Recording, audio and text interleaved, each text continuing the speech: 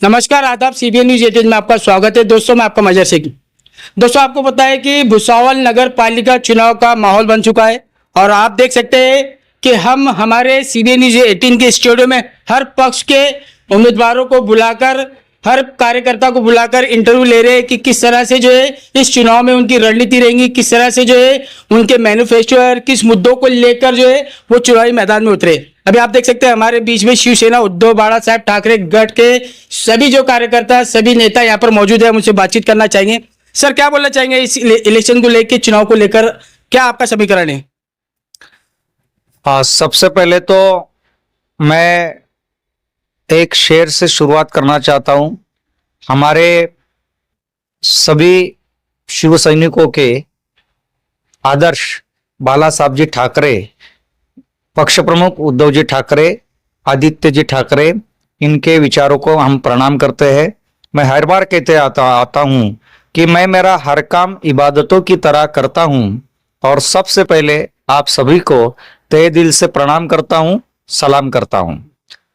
बात शुरू करने से पहले यहाँ उपस्थित हमारे शिवसेना उद्धव बाला साहब ठाकरे पक्ष के जिला प्रमुख चंद्रकांत जी शर्मा, हमारे शिवसेना की पहचान, जान पहचान, भुसावल शहर में जहां जहां वो जाता है शिवसेना अपने साथ ही घूम के लेके जाता है। ऐसे हमारे नमा यानी उमाकांत शर्मा उर्फ नमा शर्मा और सादिक भाई और प्रभाग क्रमांक 12 के उम्मीदवार मकबूल शेख, मेंबर शेख फरीद है ना नाम, मकबूल शेख फरीद, जो कि शहर प्रमुख भी है। तो हम पदाधिकारी सब आपके साथ संवाद कर रहे हैं। सबसे पहले तो भुसावल शहर में नगर परिषद का चुनाव बहुत जोरों शोरों से लड़ने जा रहे हैं हम सभी लोग। हम इस चुनाव में बाला साहब के विचारों को सामने रखते हुए हम चुनाव को फेस कर रहे हैं। हमारी रणनीति यह है कि आप अगर समझते होंगे तो भुसावल शहर ये बाला साहब ठाकरे इनके विचारों को मानने वाला शहर है। इस शहर ने पक्ष को पहला जिला परिषद सदस्य दिया है दिलीप भोड़े के माध्यम से, कंडारी साकेगांव गढ़ से। पहला आमदार भी दिया है भुसावल के ही माध्यम से, दिलीप भोड़े के रूप से। और इस शहर ने एक नहीं, दो नहीं, तीन जिला प्रमुख भी पक्ष को दिए है ये भुसावल शहर ने। फिर वो पहले दायमा जी थे, जगदीश जी कापड़े थे और अभी तीसरे जो है एक युवा चंद्रकांत जी शर्मा। तो ये शहर बाला साहब ठाकरे जी के विचारों को मानने वाला शहर है। और यहाँ जो कार्यकर्ता इधर उधर अपने स्वार्थ के लिए जरूर गए हैं, लेकिन यहाँ का जो मतदार है ये अभी भी बाला साहब जी के विचारों के ऊपर चलने वाला है।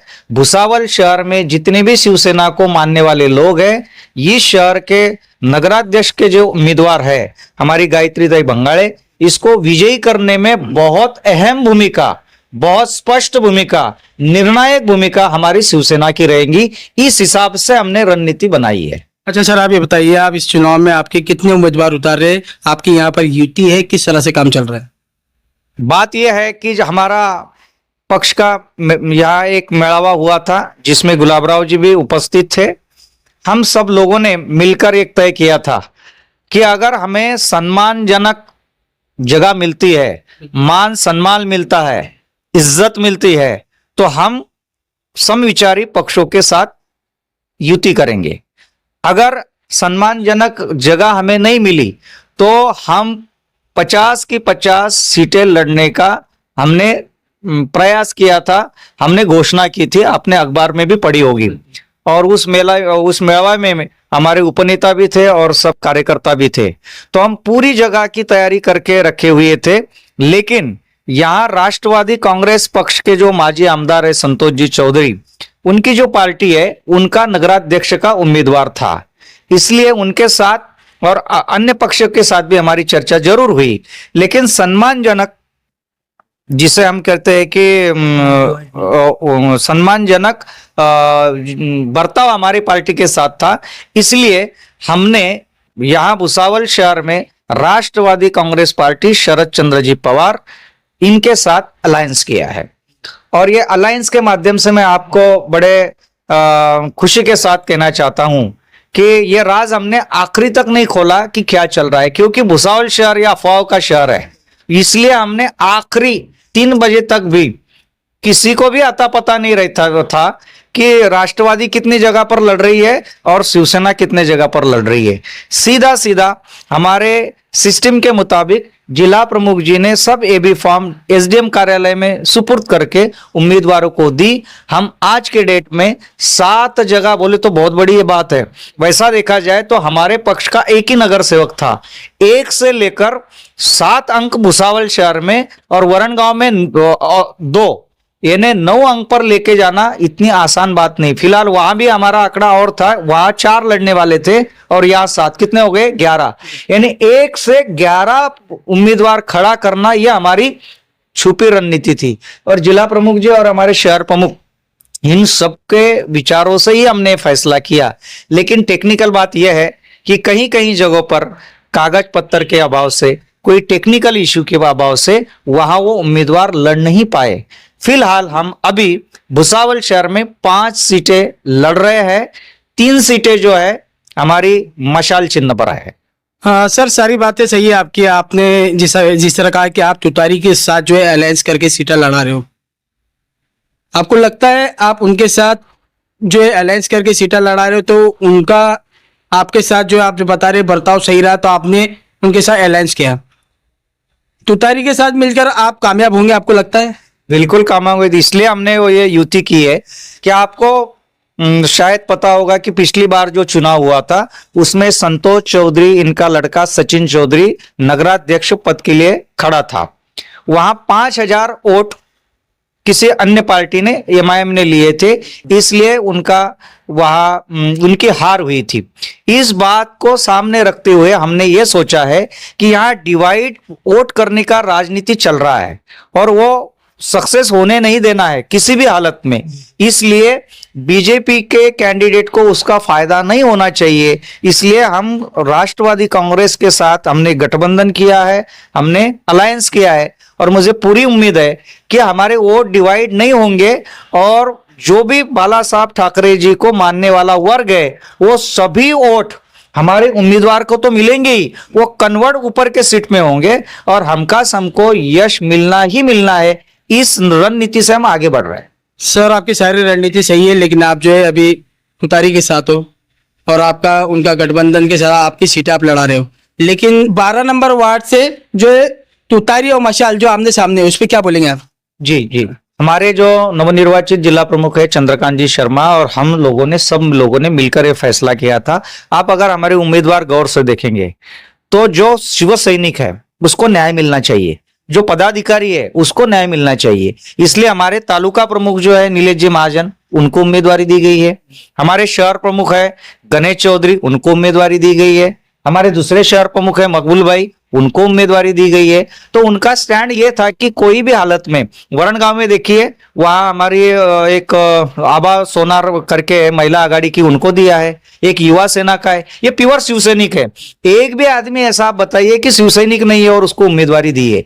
यानी 5 ही लोग हमारे चिन्ह पर लड़ रहे हैं। लेकिन इसमें और एक बात थी कि जहां हम इलेक्टिव मेरिट है वही जगह पर हमने चर्चा की है। जैसा कि अगर एनसीपी की सीट है, वहां विनिंग कैंडिडेट है, सीटिंग उनका है, तो वहां हम जगह मांगने से कोई फायदा नहीं है।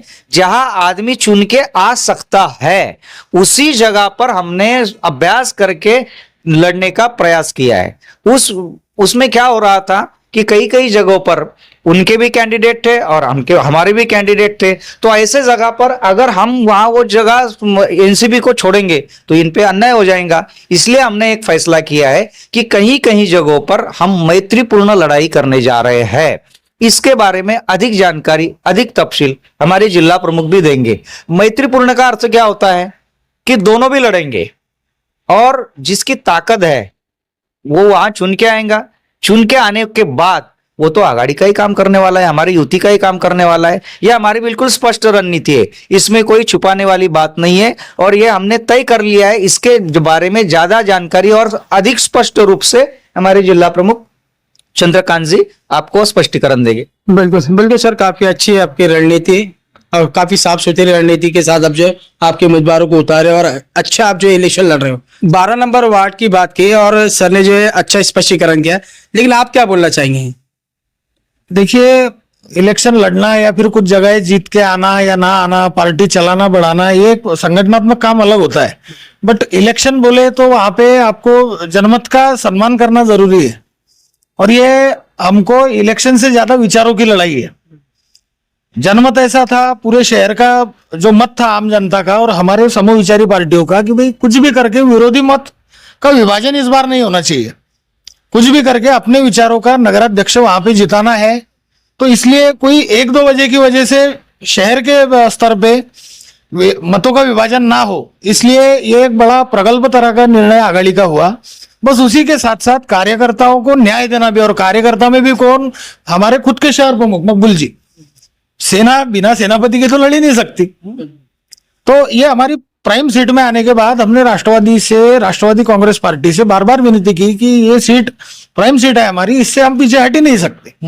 पर उनकी भी कोई तांत्रिक मजबूरियां रही होगी, कोई एक इंटरफेरेंस रहा होगा, तो उसके चलते उनको वो निर्णय पीछे उनसे लिया नहीं गया, और शहर प्रमुख की प्राइम सीट होने की वजह से हम भी रुक नहीं सकते थे। तो एक बीच का तालमेल बिठा के यहाँ पे मैत्रीपूर्ण एक इलेक्शन लड़ने का निर्णय हुआ दोनों की सम्मति से। सर अभी 2 तारीख को इलेक्शन है, 3 तारीख को रिजल्ट है।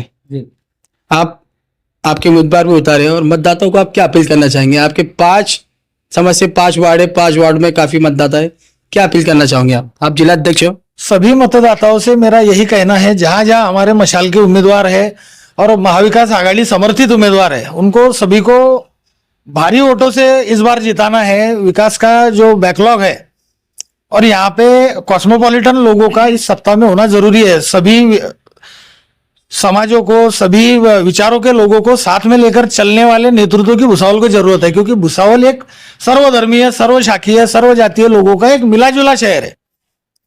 और आप जिस तरह से राजनीति अभी इस बार भुसावल की जिस ओर जा रही है, वो तो आप देख ही रहे हो। पिछले 5 साल विकास का क्या हुआ है, बड़ी बेशर्मी के साथ खुद आमदार और नगराध्यक्ष के झगड़े भी आप लोगों ने देखे हैं। एक दूसरे ने पल्ला झाड़ा है अपने कामों से कि वो तो नगर पालिका काम है, मैं नहीं कर सकता। और आज कौन से मुंह से आप जा रहे हो? अभी तो नगराध्यक्ष है नहीं, फिर आपका काम कैसे? सर आपने विकास की बात की, अभी तक के तो पार्टी का समीकरण चलता रहा, आपका अलायंस की बात चलती रही। अगर आपकी सीटें सफल होती, नगर पालिका में आपके जो उम्मीदवार पहुंचते और जनता उन्हें अगर सफल करती, तो आपका विकास को लेकर किस तरह काम रहेगा? सीधा सीधा रॉकेट साइंस है। ये आम नागरिक सुविधाओं का इलेक्शन है, जिसमें पार्टी पॉलिसी से ज्यादा लोगों को नागरिक सुविधा देना। मतलब नागरिक सुविधा और विकास का मतलब सिर्फ रास्ते और गटर करके ठेकेदारों को पालना नहीं होता। सफाई है, आरोग्य है। ये शहर का दुर्भाग्य है कि देश के सबसे गंदे शहरों में दूसरे शहर पे भुसावल का कुछ दिनों पहले नाम आया नंबर पे। ये शहर का दुर्भाग्य है। सही बात है सर, आप 2 नंबर पर तो है, लेकिन 2 नंबर पे हम ये भी बोलना चाहेंगे कि भुसावल शहर को 2 भागों में बांट दिया गया है। भुसावल शहर के भी 2 चित्र है, एक जगह विकास हुआ तो एक जगह विकास नहीं हुआ। हम समझते हैं कि माइनॉरिटी के एरिया में जाता विकास नहीं है ना? आप उस पर क्या बोलेंगे? जैसे कि मैंने पिछले सवाल में देखा कि भुसावल की राजनीति किस दिशा में जा रही है, इसका पिछले ही सवाल में जवाब था कि अगर जाति और धर्म देखकर अगर आप विकास की परिभाषा बना रहे होगे, तो आप लोक प्रतिनिधि बोलकर नालायक हो। आपका कर्तव्य एक लोक प्रतिनिधि बनने के बाद ये जनता आपको सब समान होनी चाहिए। खुद के उस पे आपका पुत्रवत प्रेम होना चाहिए। एक बाप का जैसे पुत्र पे होता है, एक पालक का जैसे जनता पे होता है, उसी तरह से होना चाहिए। आप अगर इसमें भेदभाव कर रहे हो, तो आप राजधर्म का उल्लंघन कर रहे हो। यानी आप भी चाहते हैं कि इस वक्त बदलाव होना चाहिए, बिल्कुल पढ़ा लिखा युवा नगर पालिका में जाना चाहिए, परिवर्तन। बिल्कुल बिल्कुल, आप देख सकते हैं माननीय बाला साहेब ठाकरे के विचारधारा को लेकर शिवसैनिक, भुसावल के शिवसैनिक चल रहे हैं। लेकिन हमारे बीच में यहाँ पे उमाकांत उर्फ नमा शर्मा ही मौजूद है, काफी पुराने शिवसैनिक, हम चाहेंगे वो भी कुछ बोले। जय हिंद, जय महाराष्ट्र।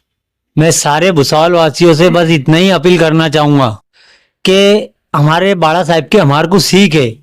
हम राजकारण करने के लिए नहीं बने, हम शिव सैनिक है। आप देखिए, जहां भी मुसीबत या फिर ना मतलब दुर्घटना होती है या कुछ भी होता है, सबसे पहले पहुंचने वाला पक्ष हमारा शिवसेना है।